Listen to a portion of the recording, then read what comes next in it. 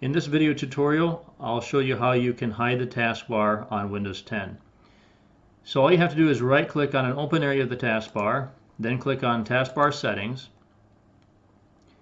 And here you have an option called Automatically Hide the Taskbar in Desktop Mode. That's normally the one you want.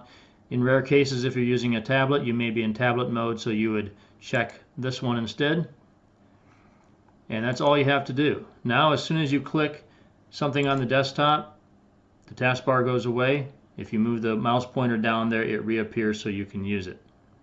Now, if you'd rather have the taskbar to be always visible but just be a bit smaller to give you more desktop space, go ahead and right-click and go back to Taskbar Settings.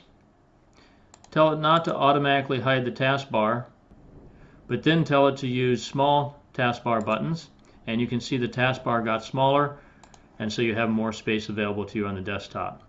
If you found this video helpful, don't forget to press the like button. Thanks for watching, and I'll see you next time.